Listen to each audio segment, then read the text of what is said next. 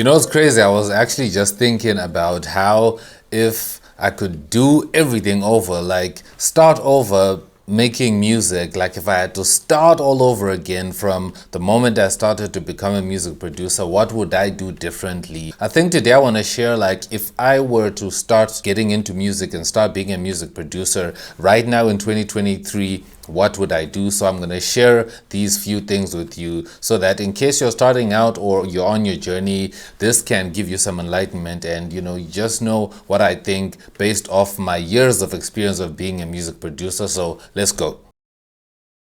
Okay, so the first thing I think I would do is to try every DAW, like a demo of every DAW. Like that's something that I think I would definitely first do before I do anything.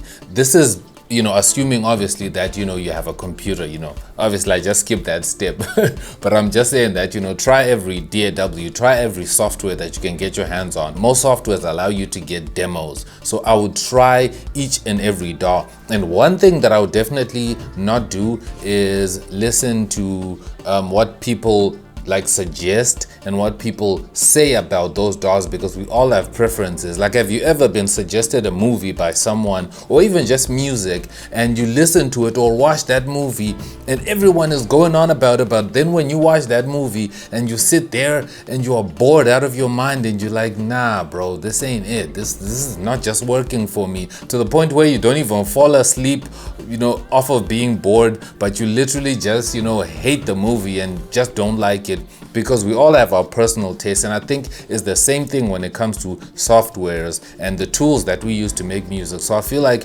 when you take your own journey to find your own software on your own, that's something that I would definitely do if I was starting out again, to try every software and see which one really connects with me, which one helps me to actually express myself in the musically in a way that I feel happy, in a way that I feel fulfilled, and the thing that can give me all the tools that I think are enough for me to achieve the kind of sound or the kind of goal that I'm trying to achieve. So I think that's the first thing that I would do. The next thing I would definitely do is make sure that I choose a genre, like choose a genre that I am a fan of, a genre that I know that in my dreams, in the deepest of my dreams, that's the music that I hear playing in the background, like the background sound to my life, like the genre that I know that I'm really in love with. That's the genre that I would choose to make, because I feel like some people go with trends, like whatever genre is trendy right now, that's what people want to make, and then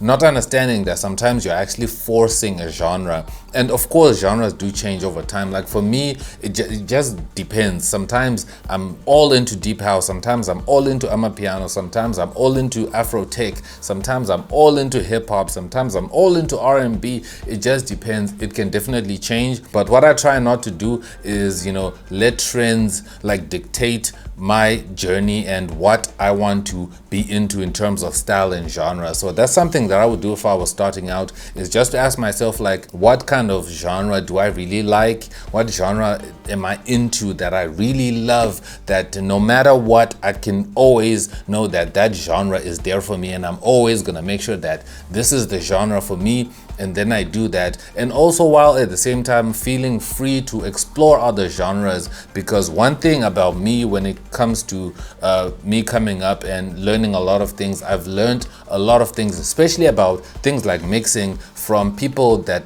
created genres that were not even the one that I created, because I was into house music and hip hop, but I learned a lot from people who didn't even make hip hop or house music, things like how to mix and things like how to master and things like how to even make music itself and things like that. You can learn so much from other genres. This is something that I feel like YouTube also has a problem with. I feel like all of us just want to hear from people who make the genre that we make, and we get into this thing of trying to just copy out what other people are doing, instead of just really being a fan of sound and a fan of music, to the point where as long as it's music, you don't care who's making it or what genre, you just do whatever it does. But anyways, I'm just trying to say that pick a genre, know your basic genre. It could be one or even two, and then just go with it. That's something that I think I would do if I were to start my music journey right now. Okay, the next thing I would do is to find my tribe, right? So this is finding a group of people that are my tribe. And what I say about my tribe is people that are like-minded as me, right?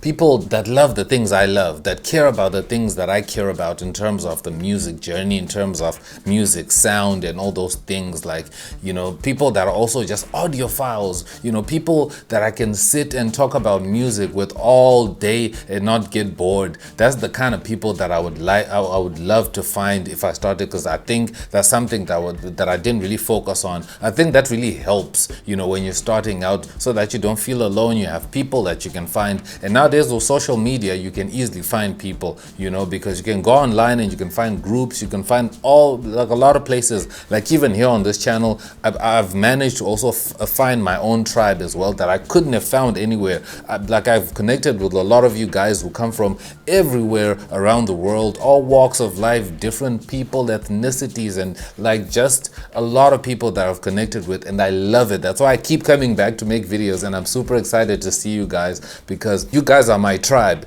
When we talk about music, when we talk about all these various topics that I always bring up and that you guys bring up, I feel like I'm talking to people that understand stuff, and we most of the time don't even have to agree on everything, but it's the fact that we are talking about the same thing, the same topic. So finding your tribe is a really dope thing that you want to get into when you're starting out music. If you can find your tribe and, you know, connect with them, and also make sure that these people are as serious about music and are willing to go as far as you are willing to go with the thing that you're trying to do. That's also something that you also want to make sure, because I've been around people that weren't as serious as I was about music, and that just hindered my own personal growth in music, because I had people that I thought that were serious, that I thought were willing to go the extra mile with music, but then I found out that these guys are not even serious about music. They're just playing around, and then I wasted my time with those people. So it's a good idea to find your tribe, find people you know you're gonna really connect with. That's something that I would definitely do. The next thing I would do is start releasing music as soon as it starts making sense.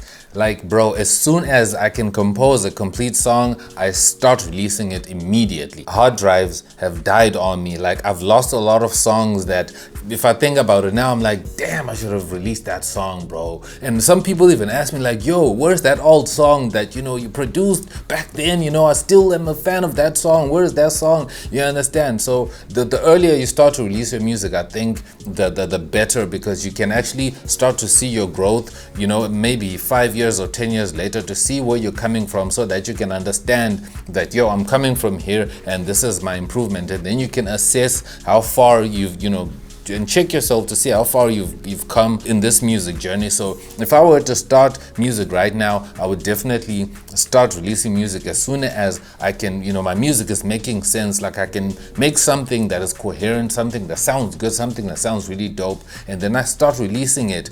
And releasing music nowadays is super easy. You know, you can use things like DistroKid. I use DistroKid. That's what I use to release my music right now. I have a link down below. If you want to use it, you can use it. There's a discount for you if you do want that. There are a lot of other DSPs that you can also use. You know, just pick one, pick whatever DSP you want. Just make sure that people can find your music online, people can see it, and you can also see your catalog of music. Even if you have to say that you know you're gonna release music every year, even if it's one song or even if it's an album, but I feel like that's something that you want to do so that you can track your progress. Because most people, what they do is they make music and then they just want to keep it on their hard drives, of which I feel it's fine, but then again, are you making music for you, or are you making music for people to hear it? Hard drives also die. I've shared here on the channel that my hard drive that had all my songs also died. So that's, yeah, I cannot trust hard drives, bro. Something like that can happen. So if I were to start making music right now, I would definitely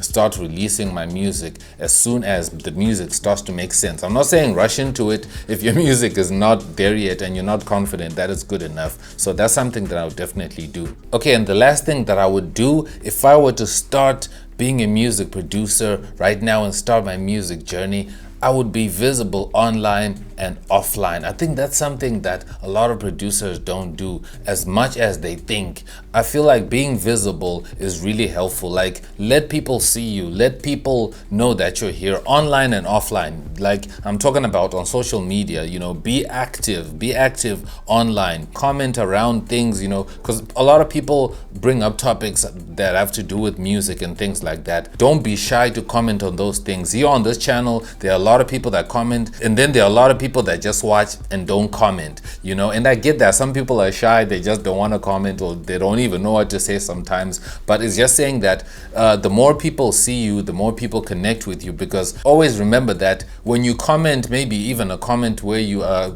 saying something to me, you're not just saying it to me in the comments down below, but other people will also read your comment. So people will also see you, they'll see your name, and they can click on your profile. And if your profile, if you've been releasing music, then they can hear your music. If they like it, then they like it, and then they're like, oh, there's that guy, you know, who commented on XDizzle's video, he makes good music, and then they can actually start following you.